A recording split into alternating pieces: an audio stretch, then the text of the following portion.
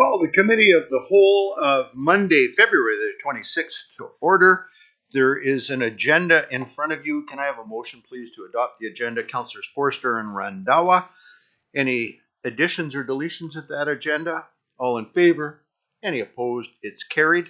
There is a single delegation in front of the Committee of the Whole, and that is the Prince Rupert Hospice Advanced Care Planning presentation. So if you would introduce yourself, turn on your microphone, and take it away. Thanks, Mayor. My name is Susan Crowley. I'm a retired teacher. Been in Prince Rupert for nearly 50 years. And I'm the first vice president of the hospice as Prince Rupert and District Hospice Society. So tonight what I'd just like to do, in advance of the next month, I think, the council is going to consider the proclamation of Advanced Care Planning Day, joining other councils and groups across Canada to highlight the need for advanced care planning and to support the work of people who are doing it. Often it's people who are connected to hospice and palliative care that do advanced care planning. So what I wanted to do tonight, with your permission, is to just catch you up to date on what's new with the Hospice Society. And I'm not going to deal specifically with the proclamation. Your wording is one, you've done it 2 years, I think, running, and so the wording isn't before us, but we're very, very thankful that you would try to highlight advanced care planning in our district, in our city, by proclaiming that day. I know there are lots of people who come to you and say, could it be our day or our week or our month? But we're very happy about the whole relationship we have with the City Council. So that's not news. The council has always supported us. A couple of councillors, Ranhawa and Forster, came to our presentation, our public table that we had set up last year during that week, and talked to people about advanced care planning. And so that shows that we have the support. We are working, some of our work is done through Northern Health. We have a small contract with Northern Health. We're a really not-for-profit, seriously not-for-profit society. And we do have a contract with Northern Health to provide companionship and visiting and support of families in the hospital, in the manor, and in extended care. But we don't have any contract with Northern Health.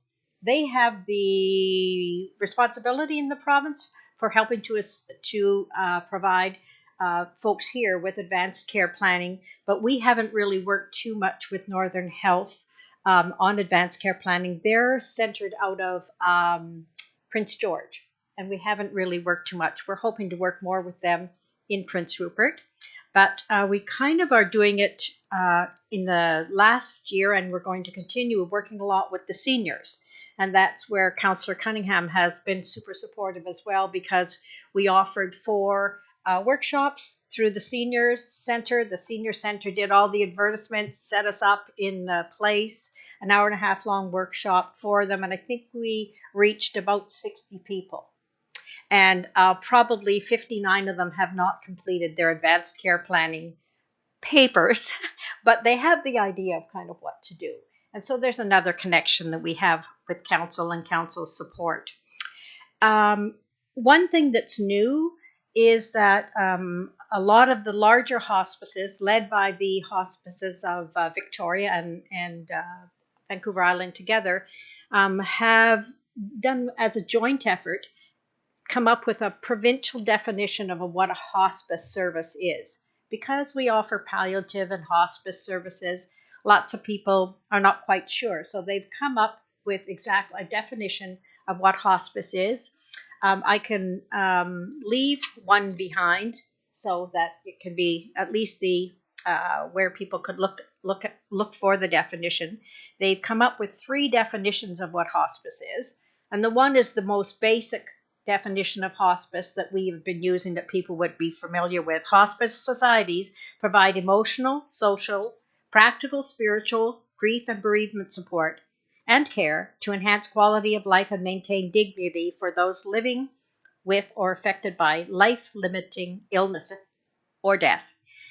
And then there's another definition that some hospices are going to use, and it's that same thing, except they add on at the end those at the end of life, and they've added their families, friends, and others affected by their illness or death, as well as people who are grieving. And that is a greater definition of what Prince Rupert Office offers, as well as advanced care planning. That's just one of our things. We also offer individual grief counseling by phone and in person, group, and then drop in support, as well as what we do at the other hospital and the other centers. And that's not in some definitions. And in fact, we're not funded to do that. So that comes from the fundraising in the community. So I don't need to tell you that it's important. I think everybody here knows that it's important to have conversations that are very serious before you have to have them and when you don't really want to have them. But that's what advanced care planning is about. It's not estate planning, it's not financial planning, but it's actually talking about the tough questions. And we're in a situation where we might be the people that are having to tell our families very tough things about what's happening with us as we age. Or we might also, in your 70s, have your mom that you're trying to have the conversations with too, as well as with your own adult children who are in their 30s and 40s. And so we're in different places, but we're having those conversations. Either we're initiating them and saying to our adult children, this is what I want in my care, and I would like you to, let's have a conversation about this. Or we're supporting very elderly parents who have very strong beliefs about what they want and maybe have not communicated them with us. So across the spectrum, we're playing lots of different roles, but we can never escape it. So that's the conversation that we're having, and it's becoming far more normalized in Prince Rupert. People kind of know what it is. We can offer, connections to other groups. If somebody is trying to make decisions and they're suffering from dementia, then there are special kind of things that forms and various things that you do. And we can connect people with all of those services. So that's what you're supporting when you put forward this proclamation, like other groups. And I also want to leave you with two other things you can do. We have a hike for hospice, first Sunday in May, again, across Canada thing, huge fundraiser for us. So it'd be great if the City of Prince Rupert could have at least one team. You could compete against the TD Bank that always has a team and just see. It's not necessarily a fundraiser. It is a fundraiser. People make donations, but it's not a very competitive fundraiser in terms of going around to people and getting lots of money. But that's fun.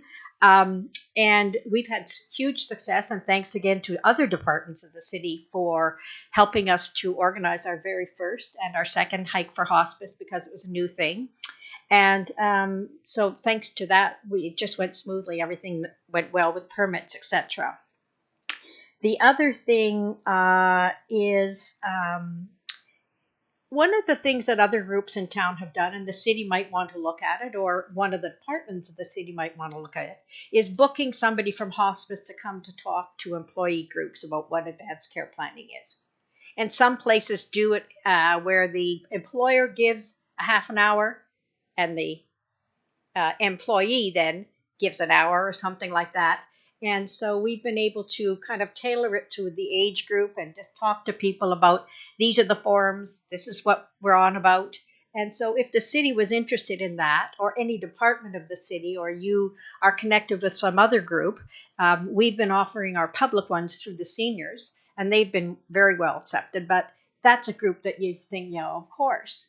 But anybody much younger than that, we would even encourage people to kind of start thinking about what they want, or what might be happening with other members of the family. So come out to our hike and maybe see if there's somebody else in the city that might want to have a workshop or a presentation. It can be as easy as, like, if it's a presentation, it's just about 20 minutes or half an hour. That's just, I do stand and deliver, and they just, they get the information. or a longer one is where you actually start doing some of the work. So, the last thing I want to do and leave you with is just a short clip from a television series, actually, but it's kind of topical, and it's one of the ones that we use in our presentations. And so I thought, sure. Also, just one other thing, we do have pamphlets in different languages now talking about our services at hospice and advanced care planning. So if you're part of a group that might speak another language, you think, oh, I'd like to talk to somebody about this, let us know and we'll get you some. And maybe at the end of this, it's very short. If there's any questions, I'd be happy to answer them. Yeah, that's the one. I'm a little nervous, so I wrote down some notes.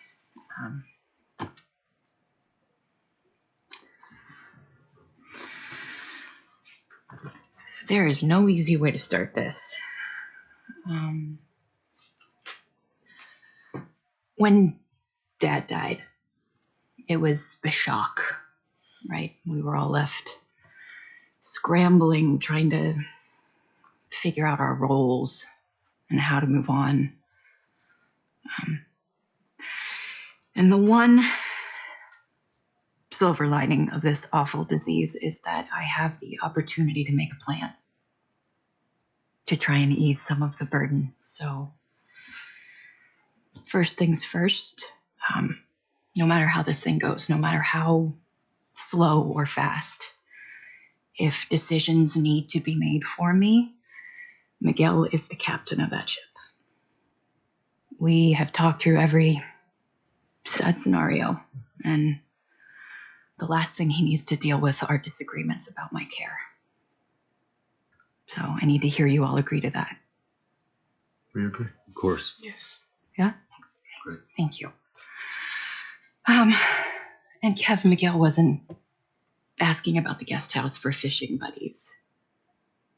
If we are really doing this, if this incredibly generous thing you're doing for all of us is real, then at some point, I'm probably going to need permanent care, and they're going to need a place to stay.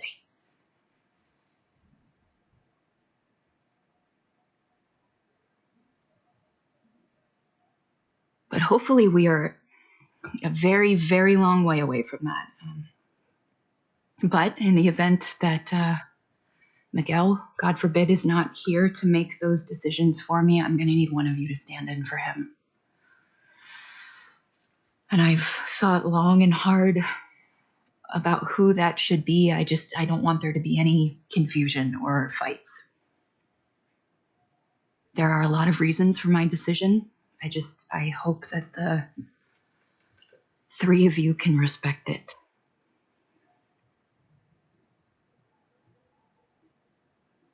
Kate, I want it to be you.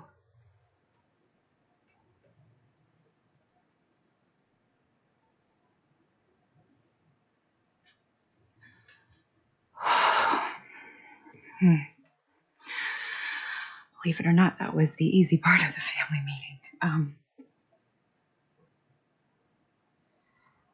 My last request is less a request and more of a demand, actually.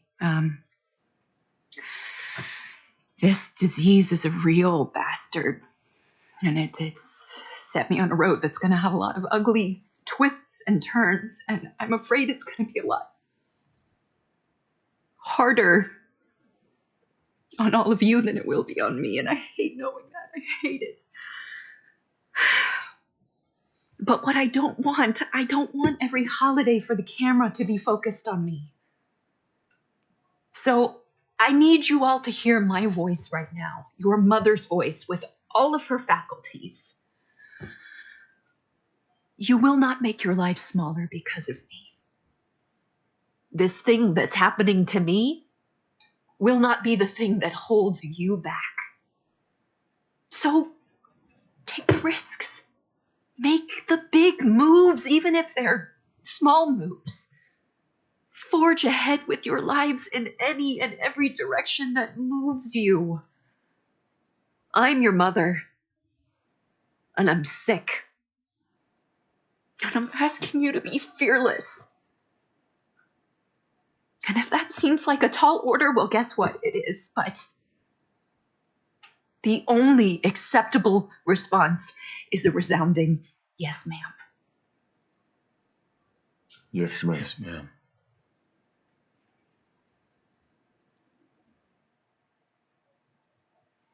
Thank you. Hmm. So she named her temporary decision maker if her husband was not able to be there, and that's one of the first steps is making somebody who temporarily will fill in if he's not there. So, um, thank you. Any questions? Yeah. Council, any questions or comments? Councillor Ady. Thanks for the presentation and the thought-provoking film. Just a question. I'm assuming that many people come to do these kinds of plans perhaps a little bit later in life. And it is also true that many of those people may be considering moving to a different community. Are these, when you do a plan like this, is it a portable? Does it move with you?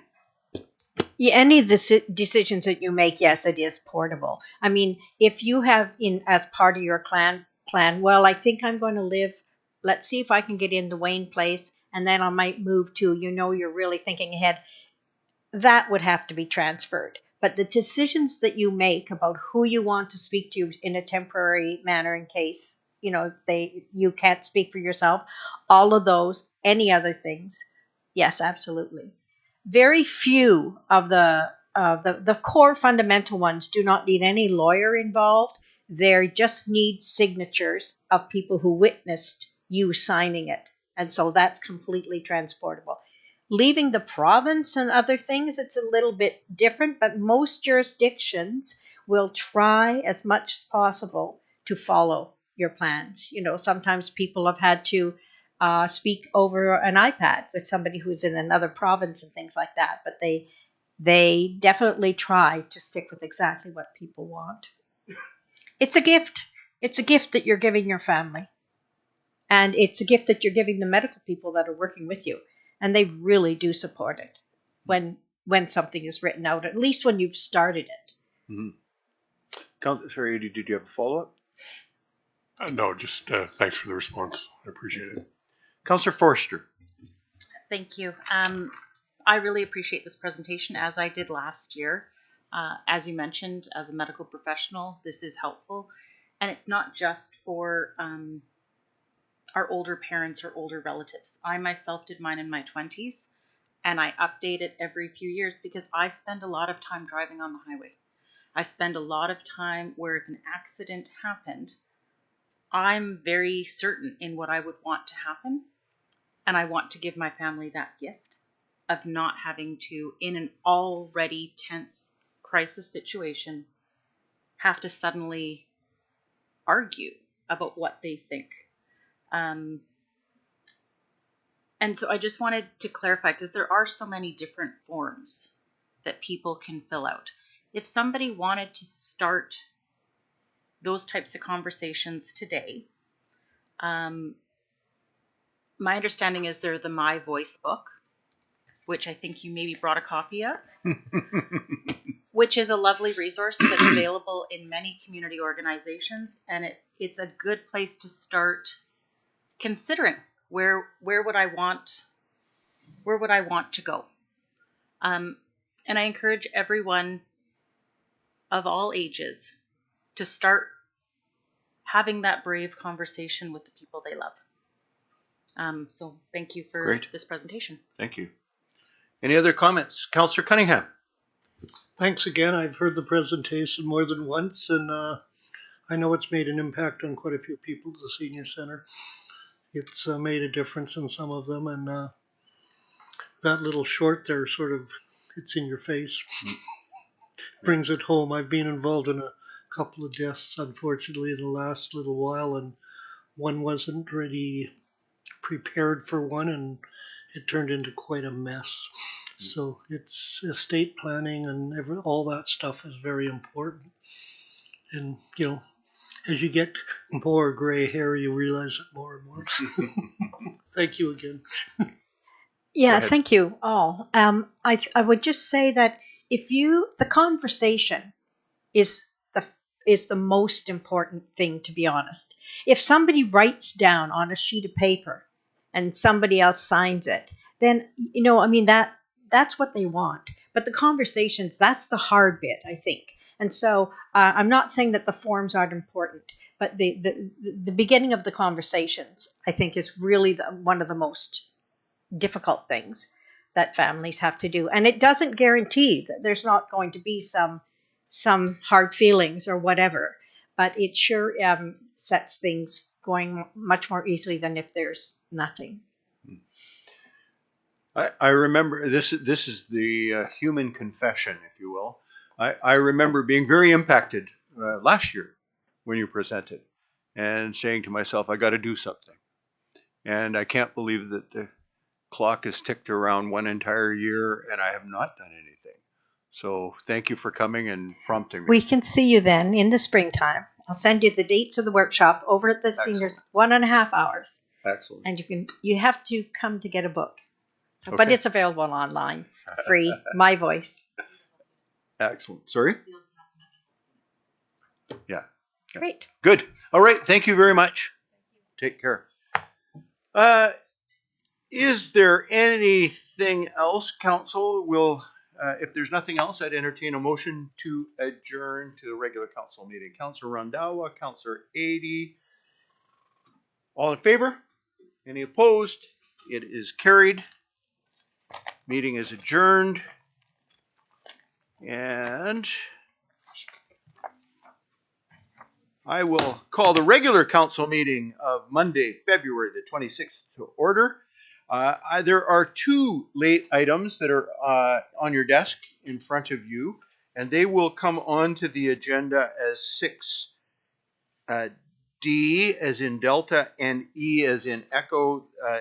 D will be the BC Ferries, the request from Haida Gwaii with regards to a meeting with BC Ferries executive, and this E will be the voting count for Northwest Regional Hospital District.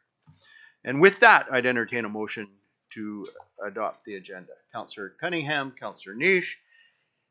Any further discussion, additions, deletions? All in favor? Any opposed? It is carried. Now is the time of public comment for any item that is coming up on the agenda. And I see we've got some familiar faces joining us by Zoom. If you wanted to speak to an item coming up on the agenda, this would be your time. Absolutely. Good evening, ladies and gentlemen. We are on the call to address a concern that was brought to our attention. Can you introduce yourself? Absolutely. My apologies. Frank Chirico. Sal Chirico. I heard. Thank you. We were notified via just by fluke through a longtime friend that there's on the agenda this evening to discuss specifically one of our properties in regards to remediation, possible tear down, and I'm paraphrasing here. But there also goes on to say on the agenda that we were notified via registered mail in regards to this subject. So we are blindsided because we don't know anything about it. We haven't been contacted specifically to what we're going to be discussing this evening or what council will be discussing this evening. So we're a little kind of perturbed or at least taken back not to know anything about it. There has been some communication in the past in regards to cleanliness, presentation of the building, but we're going back approximately, last communication we've had was 2021. We understand that we've been in good standing order with the city in regards to this property. We've maintained it on a biannual, every 6-month visit to the city to make sure that we're doing what we can. So I think with that, we'll just kind of lead into what the agenda is tonight and what council would like to discuss and where we stand on this position, because we haven't been notified. We haven't received a registered mail, and we'd like to know who signed for it and when it was delivered and who signed for it and what address it was sent to on February 5th, as per Rosa Miller's description on the communication. Okay. Thank you. I'm not going to attempt to answer that now, but I note your question. Yeah. Thank you. Thank you. All right. There are no other members of the public in the gallery, so I will move on. We have the consent agenda in front of you. It's got the minutes of a regular meeting, report from the Director of Operations with regards to street lights on the that were out on the McBride Highways corridor.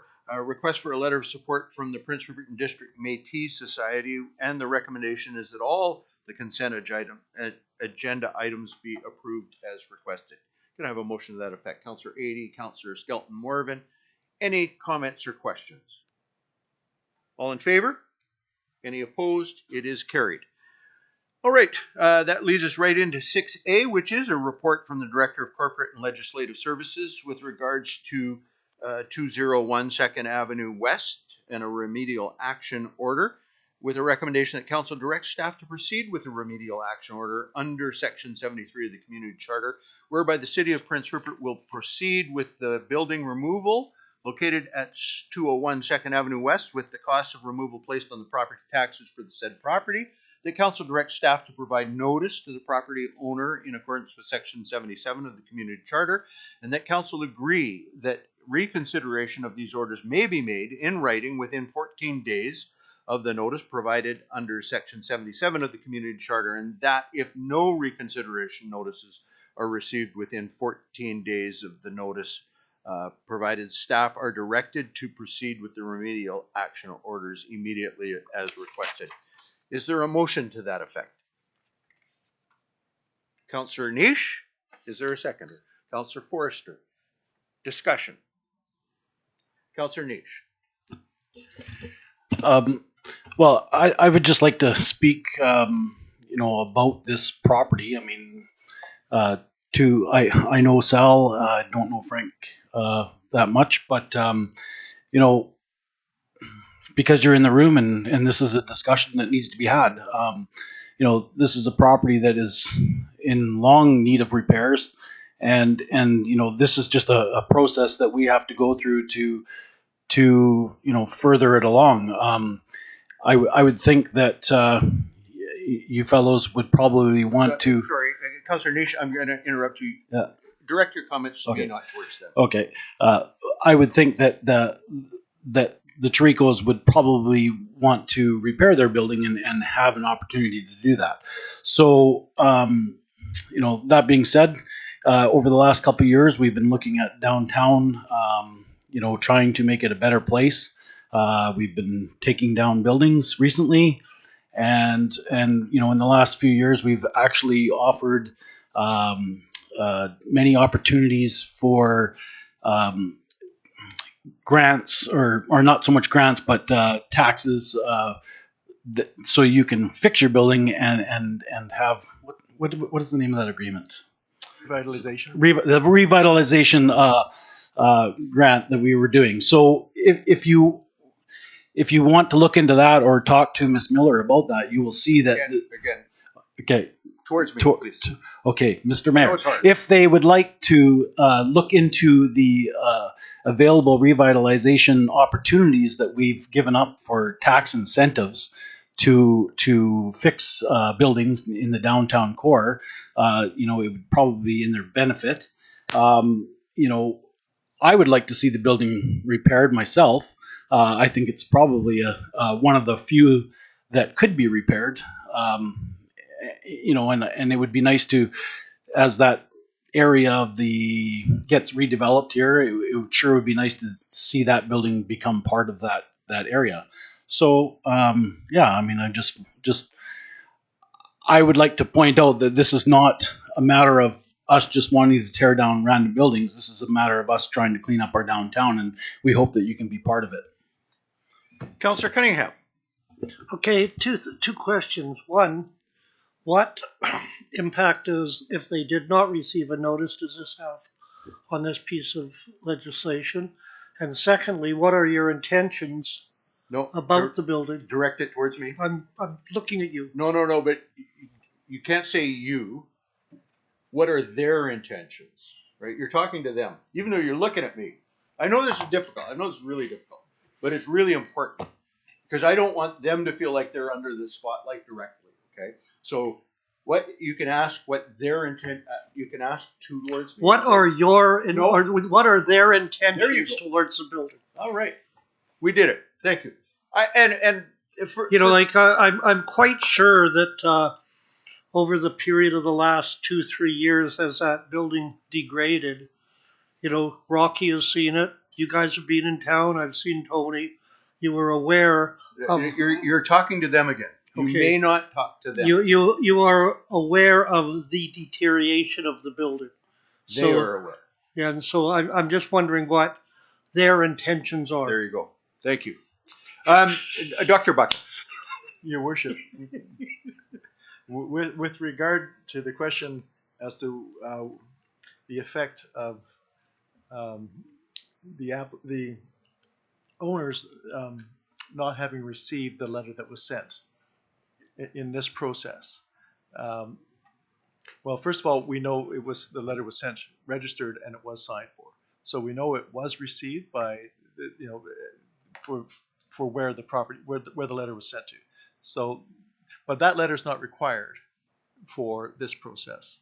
What's required for this process is a notice to be sent out if council authorizes us to proceed, and so the owners are aware of the remedial order that council is moving forward. They have a period of time within which to respond. The registered letter that was sent out basically said, can you do a plan for a cleanup? Can you remediate it? If we don't, receive that, we will bring this to council to consider a remedial order. So that letter basically was a heads up to the process. Right. Okay. So we and in addition to the letter that was sent out, there have been, I am advised by staff, many calls, many discussions requesting a cleanup. So in terms of the legality of the process, what's important is that they are aware once council starts the process, they can make a request that they can submit a plan, a proposal for council's consideration for an alternative to the tear down. It can be, this is what we'll do with the property, this is how we'll clean it up. Council can then stop the process and not proceed.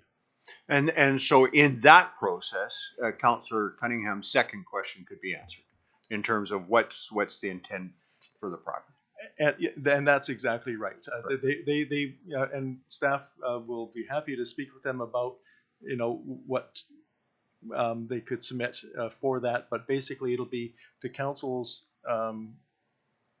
discretion as to whether or not it's willing to accept any proposed improvements, any proposed remediation, and the timeline.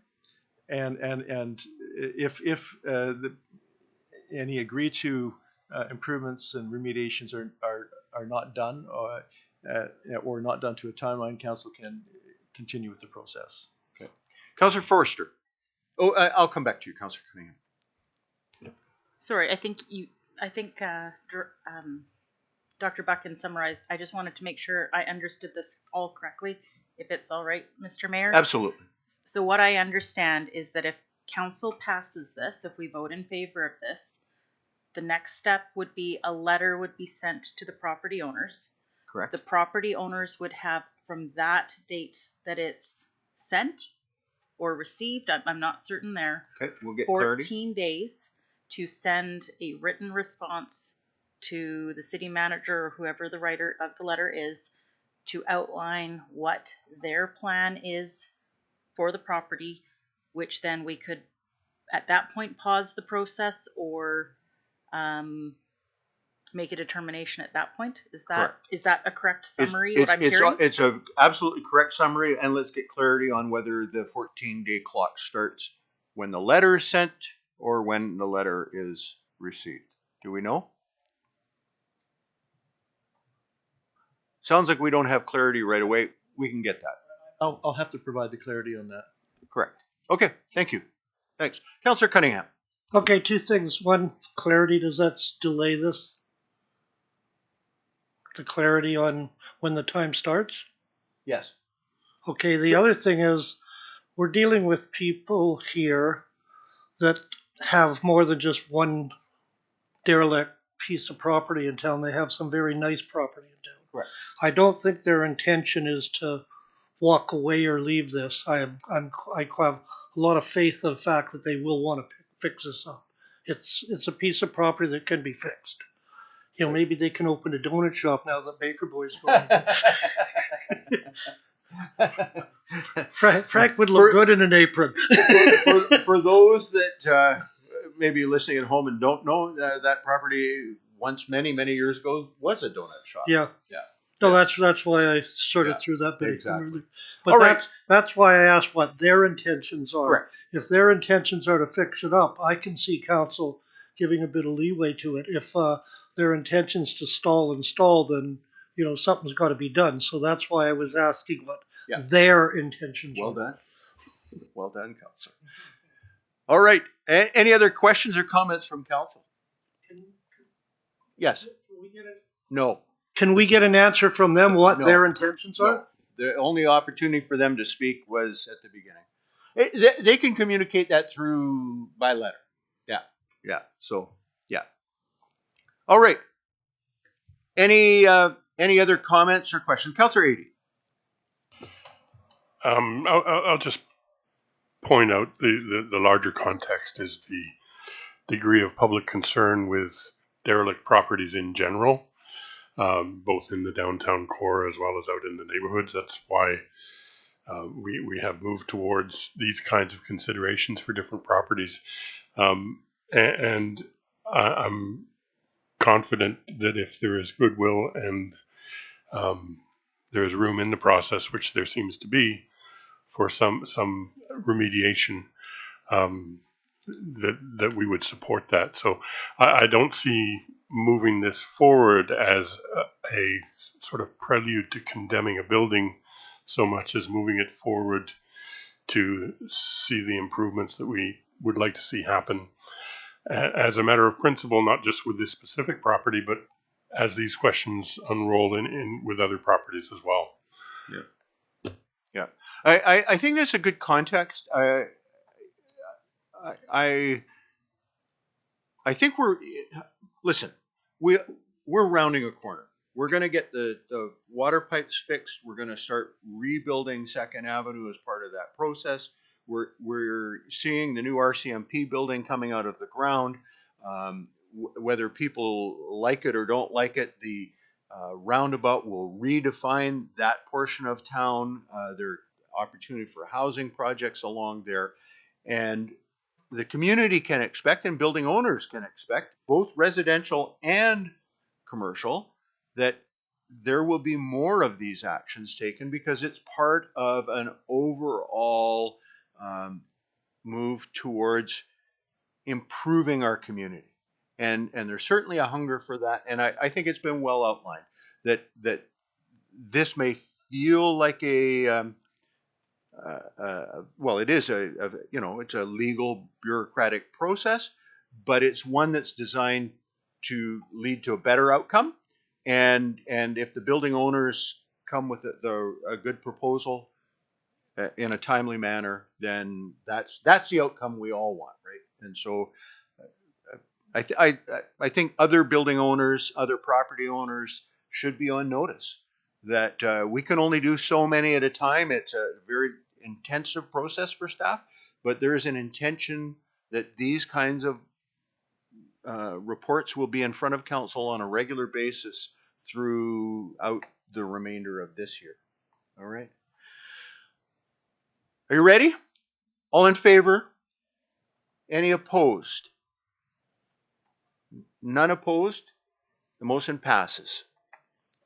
We go to the next one, which is report from the corporate Director of Corporate and Legislative Services with regards to 1913 7th Avenue East. It's a remedial action order, and I will read it.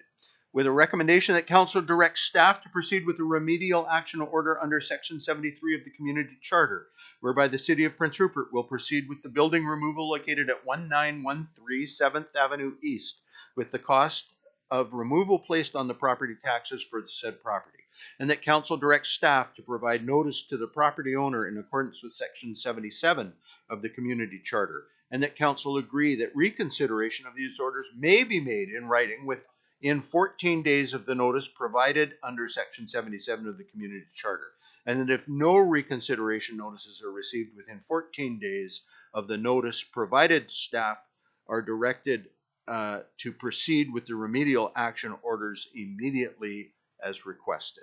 Can I have a motion to that effect? Councillor Skelton Morven, Councillor Cunningham, any discussion? I think the pictures make it fairly clear. All in favor? Any opposed? It's carried. Thank you very much. We have a report from the Chief Financial Officer with regard to speculation and vacancy tax, with a recommendation that council endorse the attached resolution, which, excuse me,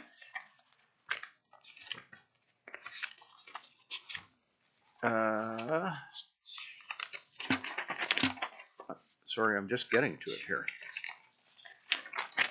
All right. The resolution reads as follows. It's titled North Coast Local Government Association Resolution, Speculation and Vacancy Tax. Whereas housing availability and affordability challenges all municipalities in British Columbia, and whereas these housing challenges impact the health, social, and economic well-being of all British Columbia communities, therefore be it resolved that NCLGA, which is the North Central Local Government Association, and UBCM, Union of BC Municipalities, petition the province to amend the speculation and vacancy tax to have all British Columbia municipalities included in the applicable areas where the tax applies. Can I have a motion to that effect? Councillor Cunningham, is there a seconder? Councillor Niche, any discussion?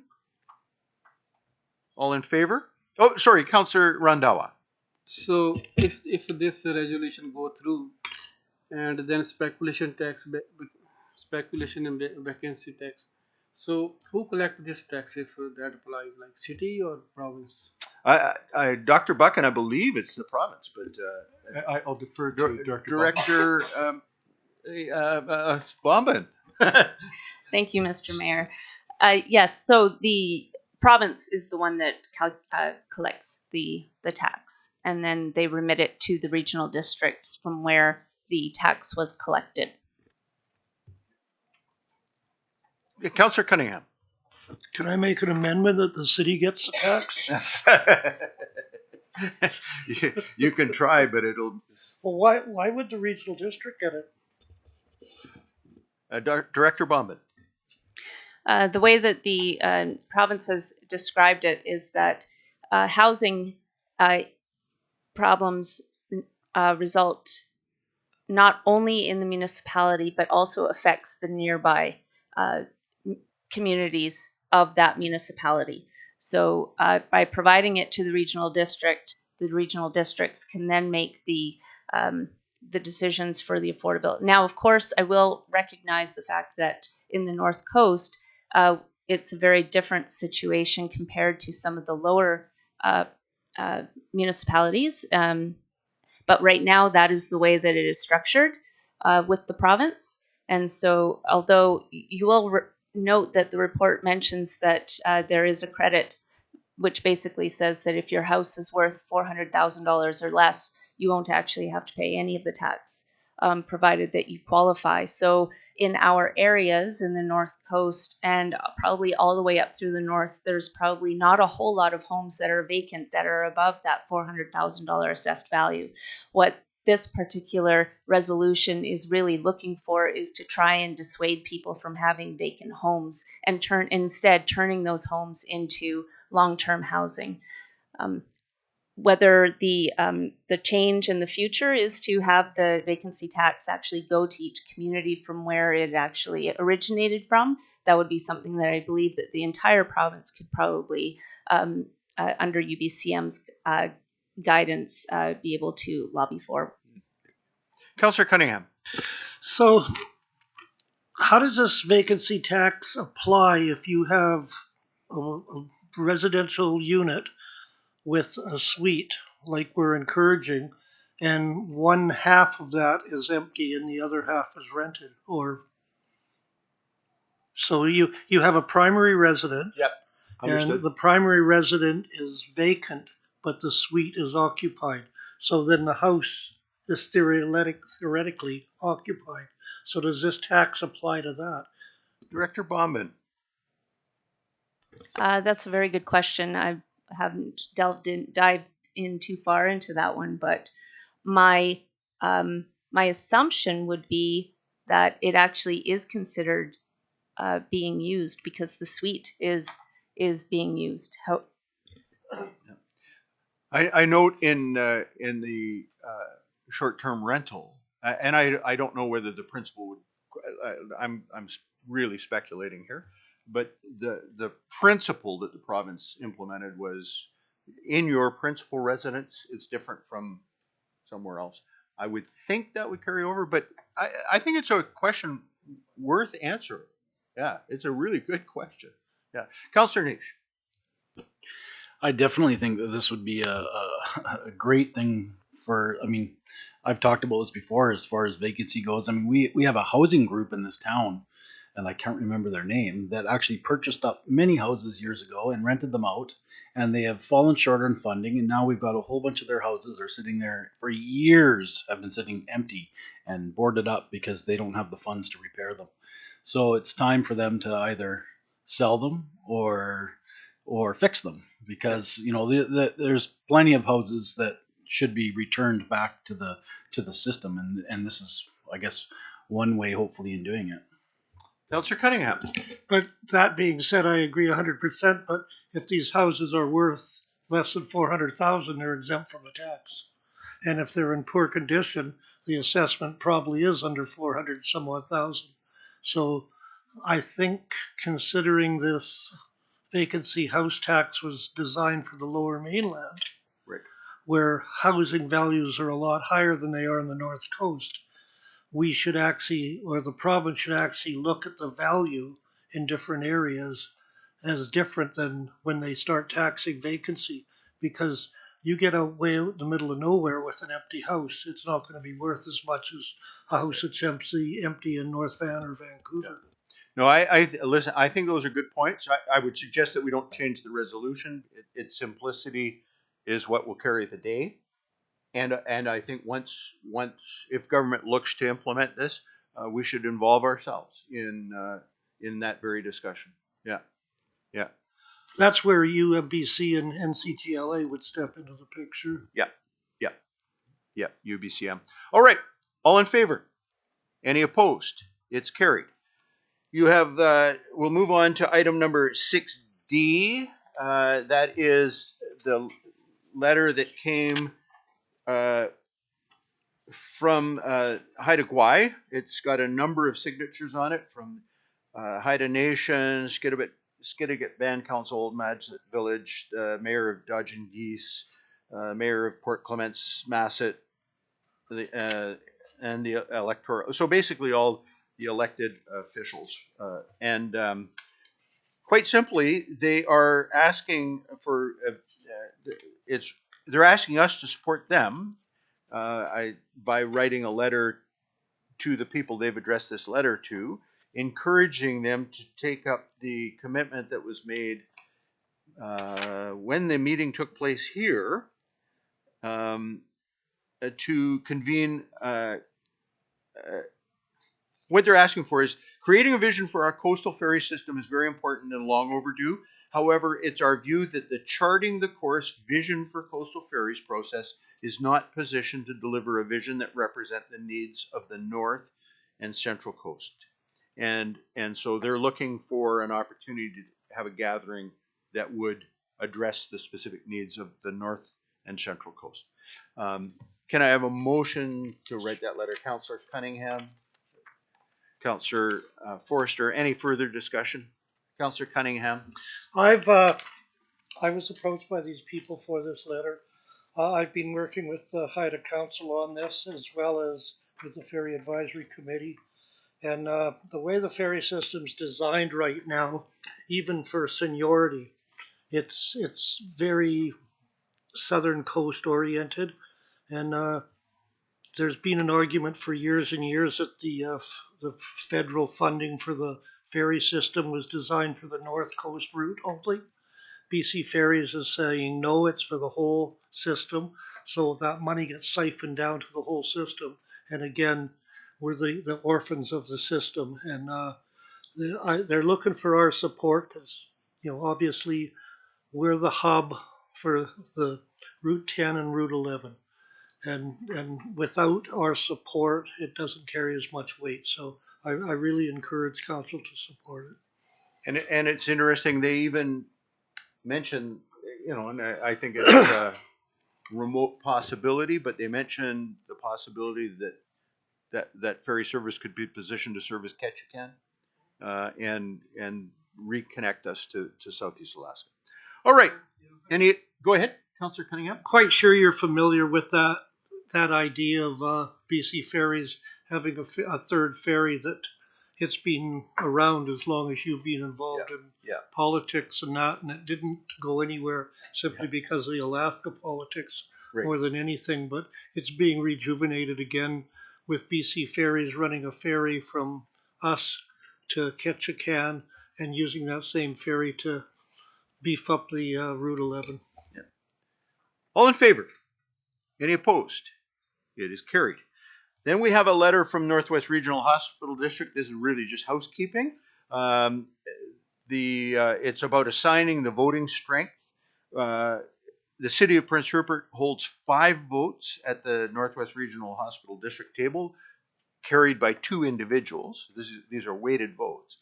And they are simply asking that by resolution of council, we assign which of the representatives hold the 3 votes and which holds the 2 votes. I'm very content to have Councillor Cunningham carry the 3. I'll carry the 2. It hardly matters one way or the other. If we're not there, we can have an alternate appointed. Each of you are alternates, and you would carry that vote as well. So I would entertain a motion to a resolution that assigns to Councillor Cunningham the 3 votes, to myself the 2 votes, and that we inform Northwest Regional Hospital District of that. Councillor Forster, Councillor Adey, any discussion on that? Councillor Niche? Their letter says the City of Terrace. Yes. Clearly they were doing quite a number of these on the same day. But we know who we are. God help me if I vote against this too. All in favor? Any opposed? It is carried. Thank you very much. All right.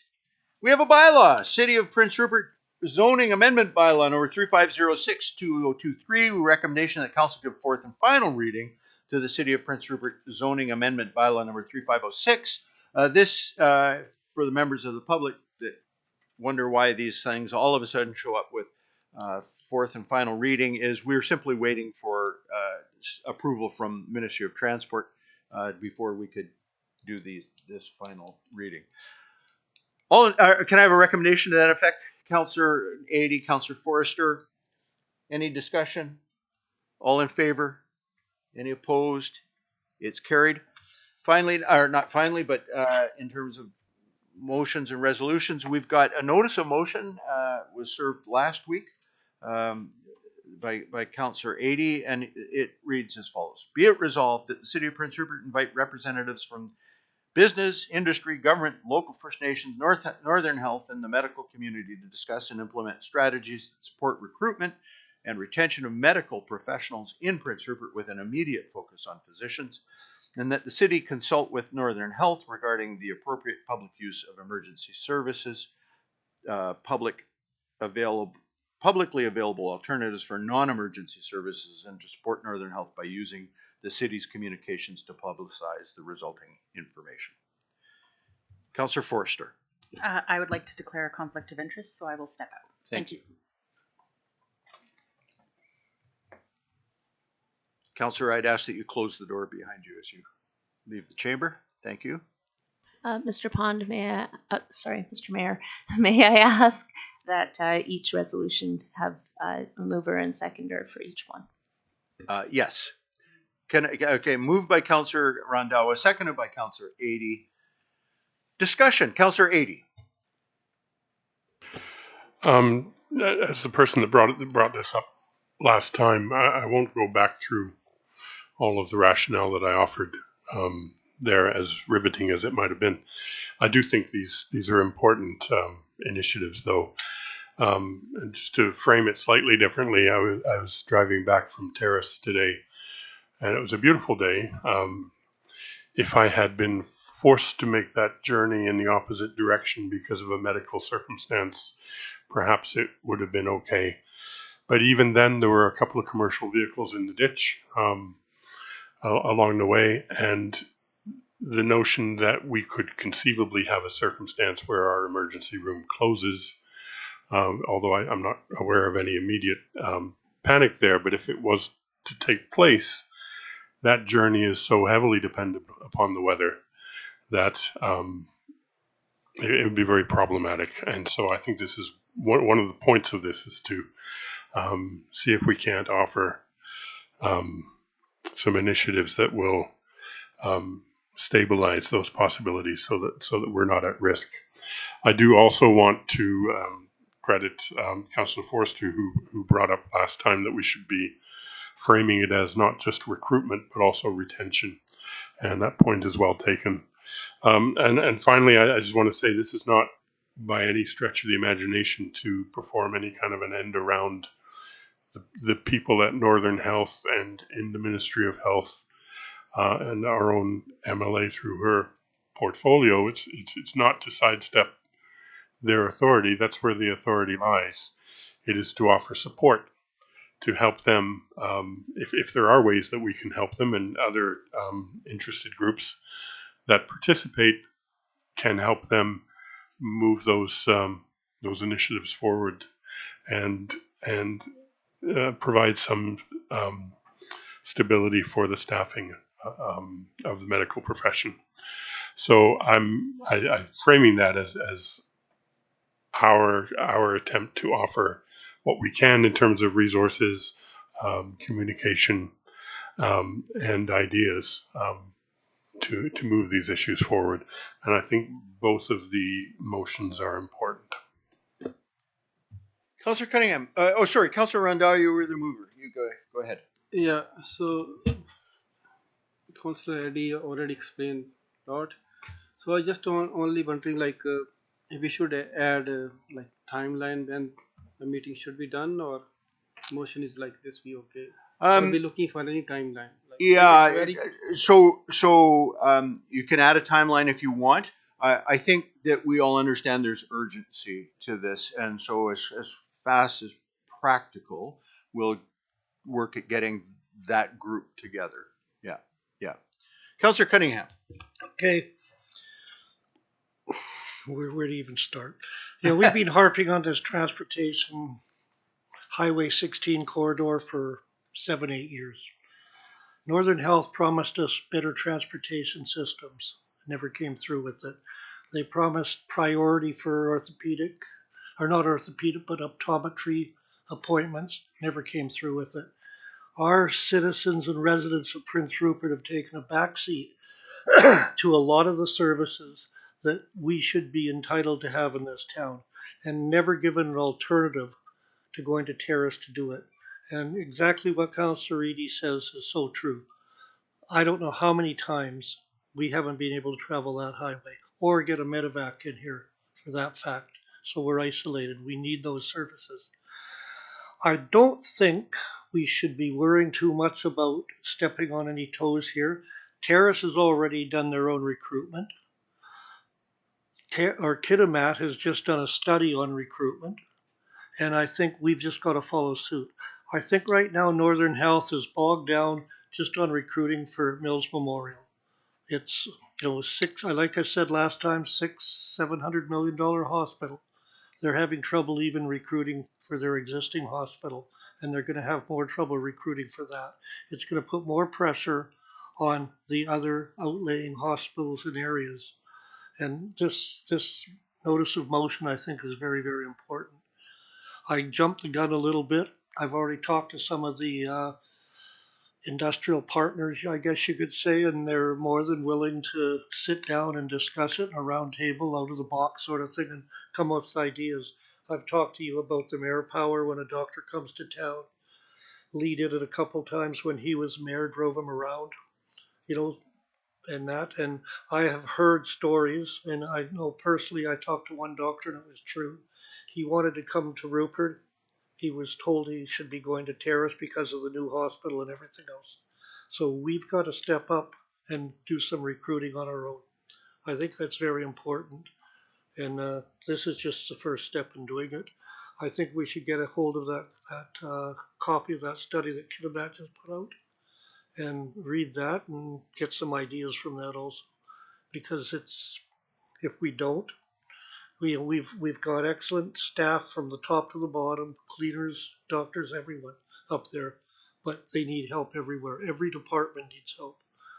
And so it's something that we can be recruiting every level at that hospital if we have to. It's not just concentrating on one aspect of it, because without the support of other parts of the hospital, it doesn't matter how much you recruit at the top. The bottom falls out and just falls down. So I really think this is very important. Thank you. Any other comments? I agree. I think it's a well-crafted resolution. We met with hearing concerns that the emergency room in particular, that service was under threat of closure on temporary basis, and so far Northern Health has managed to dodge the bullet repeatedly. But we met with a group of local GPs who, many of whom have been filling in up at that facility, and when you strip it all away, there's just too few of them left covering too many shifts, and they're absolutely burnt out. And while clearly we will sit at this table and talk with Northern Health about the broader recruiting that needs to be done in all kinds of areas, my most immediate focus is making sure that whatever needs to be done to ensure that the emergency room remains open always, it has to be that most immediate focus in a much larger piece that says we need to be recruiting. Some of the GPs just expressed absolute exhaustion at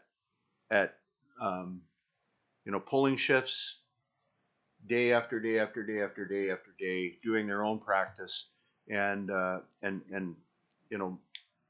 weeks and weeks and weeks on end without time off, and often with horribly interrupted sleep, which leads to the second part of the motion, often because we've fallen into a place where the pattern is that we're using the ER as a walk-in clinic because we don't have enough GPs, right?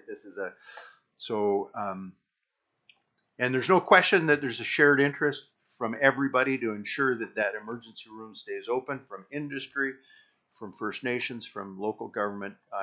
I know we'll, if we band together, we can do some wonderful things. Anyway, with that, all in favor? Any opposed? It is carried. Thank you very much. That was the two together, was it not? No. Oh, okay. Two separate motions. Okay, so then the second part, the city consult with Northern Health regarding the appropriate public use of emergency service, public available alternatives for non-emergency services, and to support Northern Health by using the city's communication to publicize the resulting information. Now, Councillor Adey, Councillor Skelton Morvan, any discussion? All in favor? Any opposed? It's carried. All right. Could you have Councillor Forster return to the room, please?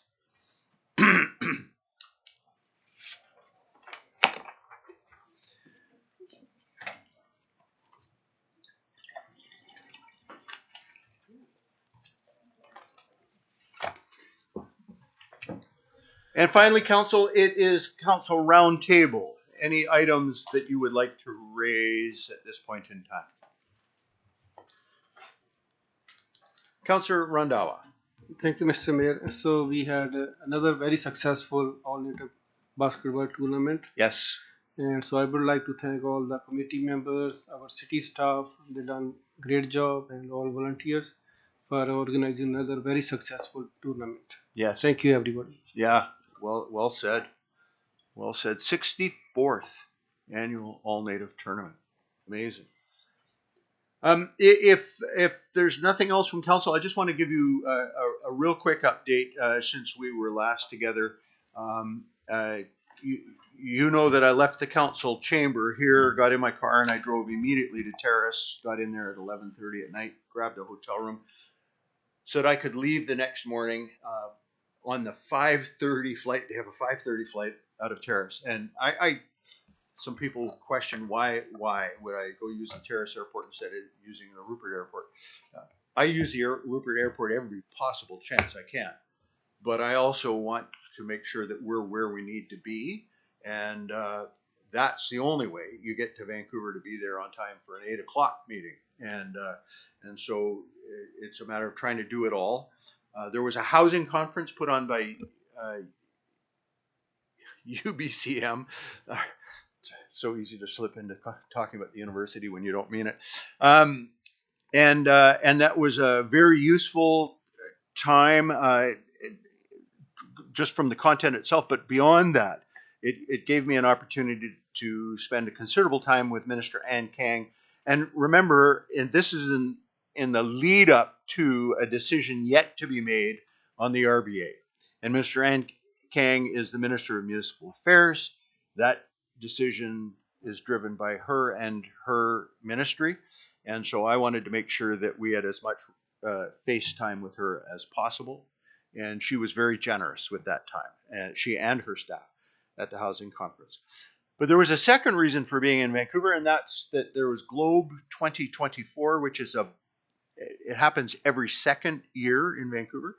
It's a large environmental focused conference, and as the result of some government, some assistance from the province of British Columbia, the city of Prince Rupert was able to announce at a media event. I stood in front of the podium and announced that we were launching an innovation energy hub in Prince Rupert, largely focused on Watson Island, and that we were seeking expressions of interest for projects that could range everything from biomass energy through to wind, through to hydrogen, through to, bring us your ideas, and we're eager.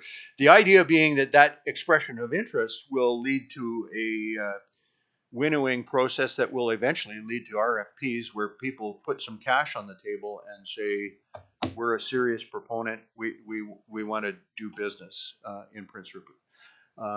So the expression of interest, I believe, closes in August, if I'm correct. Quite frankly, there wasn't a lot of media at the particular event, but there was enough that the word got out, and I'm told by Director Vendatelli that there's been significant response and inquiries from all over with regards to the opportunities that are available broadly in the city of Prince Rupert, but specifically on Watson Island and Lot 444. That conference then gave me the chance to have FaceTime with Minister Sean Fraser, who is the minister that holds the application federally for the water pipes. And if you're beginning to think that I'll show up wherever there's a minister that might have money for us, I will. And so I was able to explain to him our urgency, and he fully appreciates it. And I am very hopeful that we will have word from the federal government sooner rather than later. Interestingly enough, the minister, after I talked with him at Globe 2024, then came over that afternoon and was presenting at the housing conference, because he's also the Minister of Housing. And I assured his staff I wasn't stalking him, but I was. So that was all good. But that then led to the final announcement of the RBA. And together with my fellow co-chairs, there are three of us: the Mayor of Smithers, Gladys Attrell, the Mayor of Terrace, Sean Buyatas, and myself, each from different regional districts, representing those regional districts on the RBA, had let government know some weeks ago that we would be present, both for the throne speech and for the budget speech, with the very clear intention to say, we know you've been working on this, we know you're getting very close, we will be there so that when you announce it, we can celebrate. And we were not disappointed. As you well know, the province announced $250 million to be shared amongst all those RBA communities, $50 million a year over 5 years. And certainly once you distributed that, and the distribution formula is not yet determined, but it's not 50 to us, it's a smaller amount, obviously. But it's still significant, and most significant is it's an ongoing deal that we can now count on. We can plan projects going forward, knowing that there will be money coming in addition to taxes. This is not to offset taxes. This is to help us get more work done with taxpayers' money. And we can count on that. And then future councils can sit as that agreement comes towards the end and renegotiate. And if anybody in this room is part of that, you'll be renegotiating up, right? And so the opportunity that's been created, this is exactly how the fair share deal in the peace began, and it has become an overwhelming success and transfer of wealth. And again, I've said it many times in council, I know you know it, but for those that are listening, we don't see this as a handout from government, but in fact, a return of a small portion of the revenue that they earn off of all the economic activity that takes place within this region. And it's staggering, the billions of dollars of investment that's taking place today and planned for the future. It's massive, and the province gets to collect PST and sales tax and income tax off of all of that, while those entities, some inside municipal boundaries paying property tax, some outside of municipal boundaries, rely on the services of our northern communities. And they're pounding our roads, and they're using our rec facilities, and they're, and so this isn't charity. This is investing in communities so we can be all the province needs us to be, all that industry needs us to be. We just had a discussion about keeping an ER open at a hospital. That ER has to be open for industry to do what it does.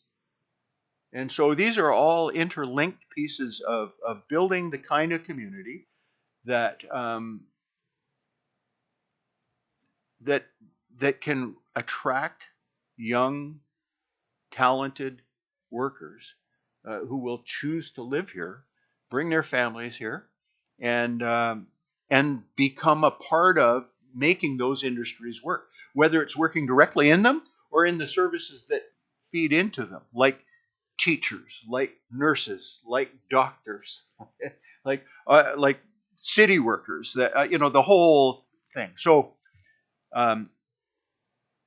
work to do still on what this will look like, but a milestone. And again, for people at home, I don't know if you do it, but I separate in my mind. I've got a list, two lists. One is those one-time grants that we pursue. So $65 million from the Premier for water pipes. There's the $48 million that you, the public, approved for us to borrow to match that money. There's the $82 million we're looking from the province. Those are one-time hits. We got money for the pilot project. Not we, the previous council got money for the pilot project in the wetland sewage treatment. There's all of these one-time grants. On another column altogether different, there is the how do we grow the ongoing revenue that comes in, year out. How do we get more activity on Watson Island, paying rent and throughput and taxes? How do we get the RBA? We can put a tick beside that one now. We know, in spite of a much improved relationship with the port, that we still have to resolve the PILT, the payment in lieu of taxes. And that's okay. We'll resolve that. They actually agree on the, for the most part, on the cap, on the tax cap, that the cities should be made whole, and that the province should be the ones to make us whole. So all of those continued, but we put a gigantic tick mark by a big one. And I want to thank every one of you members of council. You have been fully supportive of every initiative. Not only fully supportive, you've been in terms of sending me away and backing me up when I'm gone. But being at UBCM with bells on and pressing the flesh and making sure that every single minister on the list knew, right? We had the hit list of cabinet ministers and treasury,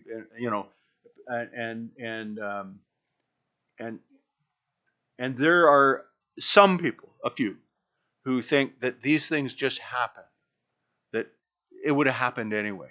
It wouldn't have happened anyway. It happens because you go make it happen.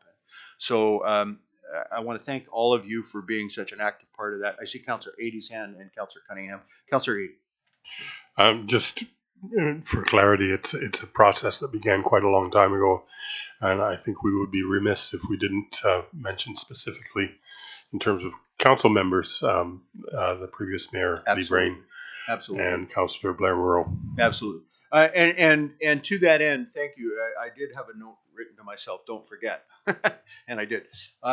Absolutely. 10 years, different political leaders from local government in the Northwest have been pushing for this. And my first two texts after letting you know was to former Mayor Brain, former Councillor Blair Moreau, to say, we did it. It's done, right? But I also need to acknowledge that our own MLA, Jen Rice, has been a bulldog on this. There's not a cabinet minister that she hasn't twisted a wrist on. And then Minister Nathan Cullen, but also MLA for the Bulkley Nechako. But Minister Nathan Cullen was the Minister of Municipal Affairs at one point in time. And he's been all over on this. I reported back to you how he spoke strongly for it at the BC Natural Resources Forum. And then Minister Ann Kang, a champion for us. And then finally, the Premier himself. I recall being with my co-chairs at a meeting in Victoria, sitting at a round table with the Premier present. And he was committed back then to getting it into this budget. And I know that it took a lot of battles to get from that meeting all the way to yes. And I can assure you that without the efforts of any of those people, it just wouldn't happen. But thank you for reminding me of that. Councillor Cunningham. I just want to say, although all of council at UBCM lobbied like crazy. We had a rookie counselor there that went above and beyond, and that was Terry Forrester. Like every time I turned around, she had a couple of ministers in tow, and she actually went back to the old school, and I went to school with this one, or I did that with that one, and I was amazed. I thought I was stalking some of them, and next thing I knew, oh yeah, well, your counselor Forrester's already spoke to us. I don't know how many times I heard that. You know, the mayor had actually given us pictures of the list to tick off of everyone on the treasury board and that. And I got to the point, well, I almost wanted to say, have you talked to Councillor Forrester first? Because it was just repeating it.